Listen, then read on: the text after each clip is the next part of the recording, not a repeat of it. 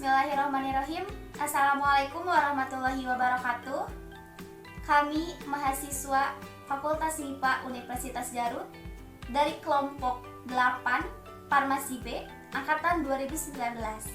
Di sini kami akan membahas tentang sebuah topik non-renewable energy atau bisa disebut dengan energi tak terbarukan.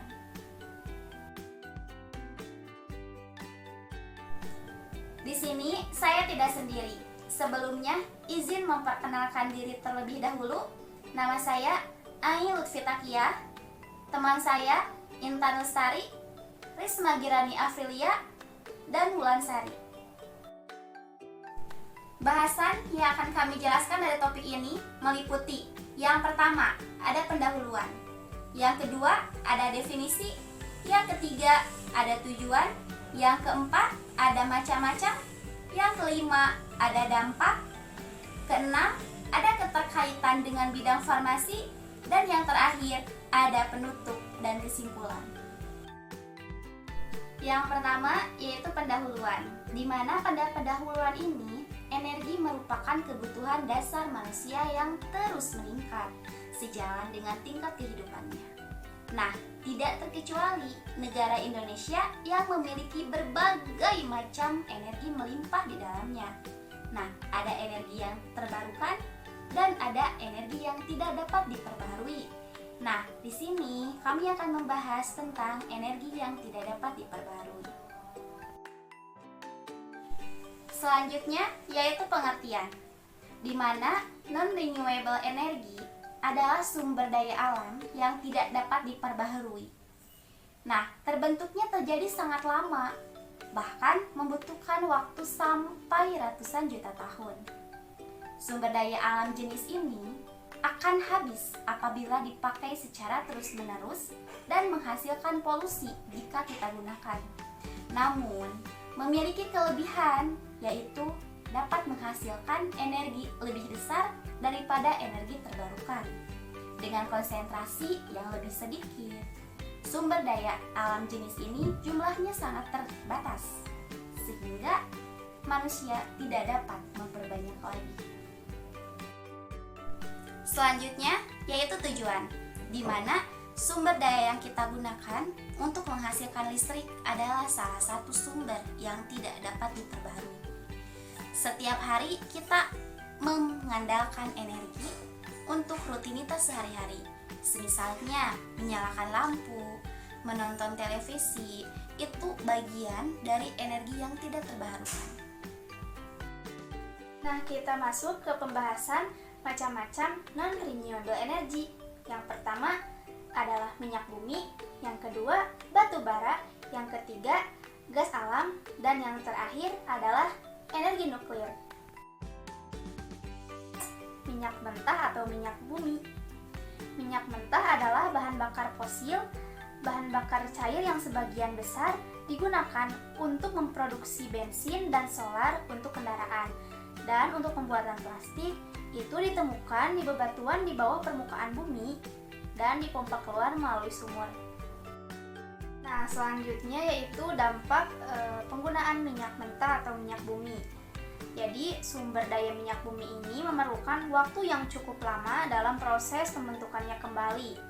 Karena minyak bumi sebenarnya memiliki sifat sekali pakai yang tidak baik, sehingga sumber minyak bumi ini bakal habis kapanpun.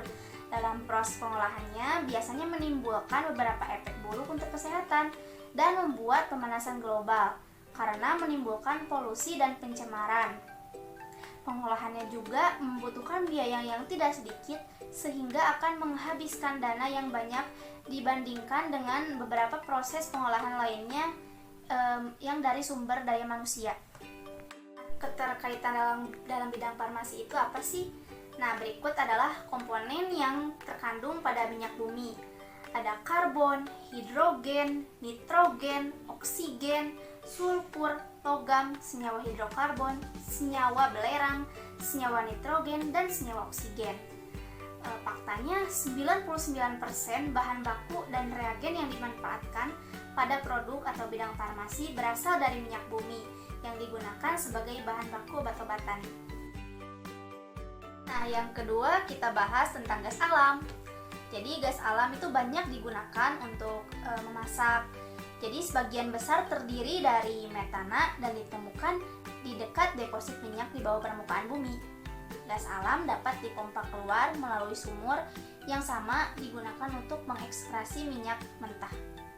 Nah, untuk penggunaan gas alam ini memiliki beberapa kerugian sebenarnya. Nah, dampak kegiatan pengeboran sumur menghasilkan polusi udara dan dapat mengganggu satwa liar. Dibutuhkan pipa untuk mengangkut gas dari sumur dan biasanya akan dilakukan pembukaan lahan untuk mengubur pipa tersebut. Produksi gas alam juga dapat mengakibatkan kontaminasi pada sejumlah besar volume air. Air ini harus ditangani dengan baik, disimpan dan didisinfektan sehingga tidak mencemari tanah dan air. Yang terakhir, keterkaitan gas alam dengan bidang farmasi. Beberapa contoh gas alam seperti etana, metana, propana adalah bahan baku yang sering digunakan dalam kebutuhan di industri farmasi yang nantinya akan diolah seperti toluen, gliserol dalam kosmetik, amonia juga, dan yang terakhir ada metanol. Selanjutnya ada batu bara. Batu bara adalah bahan bakar fosil padat yang digunakan untuk memanaskan rumah dan pembangkit listrik. Hal ini ditemukan di rawa-rawa fosil yang telah terkubur di bawah lapisan sedimen. Keterkaitan batu bara dengan bidang farmasi. Di dunia farmasi, manfaat dari batu bara juga sangat penting, khususnya untuk menghasilkan berbagai jenis obat-obatan kimia. Batu bara tersebut akhirnya menjadi bentuk berbagai zat kimia seperti fenol, metanol, dan banyak lagi. Selanjutnya ada dampak dari batu bara. Pertama, terhadap air. Warna air sungai menjadi keruh, asam, dan menyebabkan pendangkalan sungai akibat endapan pencucian batu bara. Selanjutnya ada tanah. Terdapat lubang-lubang besar yang tidak mungkin ditutup kembali yang menyebabkan terjadinya kubangan air dengan kandungan asam yang sangat tinggi dan tingkat kesuburan tanah akan semakin tercemar. Lalu, terhadap udara, debu-debu hasil pengangkatan batu bara juga sangat berbahaya bagi kesehatan yang dapat menyebabkan timbulnya penyakit infeksi saluran pernapasan. Lalu, terhadap hutan, menyebabkan terjadinya banjir dan longsor karena hutan di wilayah hulu yang semestinya menjadi daerah resapan air telah dibabat habis. Selanjutnya, terhadap laut, mengganggu kehidupan hutan, mangrove, dan biota yang ada di sekitar laut. Selanjutnya terhadap kesehatan, yaitu memicunya keracunan, gagal ginjal, dan kanker. Di sini yang terakhir yaitu bahan bakar nuklir. Nah, bahan bakar nuklir ini yaitu di mana semua jenis material yang dapat digunakan untuk menghasilkan energi nuklir. Demikian dapat dianalogikan dengan bahan bakar kimia yang dibakar untuk menghasilkan energi. Energi nuklir berasal dari unsur radioaktif, terutama uranium, yang diekstraksi dari biji yang ditambang dan kemudian disuling menjadi bahan bakar. Dampak nuklir yaitu bisa menyebabkan kerusakan pada jaringan kulit. Orang yang terpapar radiasi nuklir dosis tinggi akan mengalami kulit terbakar, lecet dan luka, bahkan kanker kulit. Radiasi nuklir juga dapat banyak merusak sel-sel kulit di kepala hingga menyebabkan kerontokan rambut dan kebotakan permanen. Nah, uranium yang terdapat di dalam nuklir jika tubuh terpapar terus-menerus akan menyebabkan kerusakan sel dan menyebabkan kanker.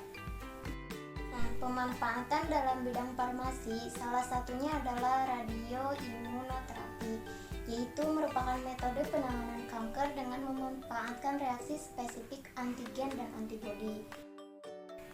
Radioisotop dengan jenis radiasi yang mematikan sel ditumpahkan ke antibodi yang bereaksi secara spesifik. Setelah dimasukkan ke dalam tubuh, antibodi akan terikat ke dalam antigen yang ada di sel kanker dan sel tersebut akan dimatikan oleh radiasi yang dipancarkan oleh radioisotop. Sekian dan terima kasih dari kelompok kami. Mohon maaf jika ada kesalahan. Wassalamualaikum warahmatullahi wabarakatuh.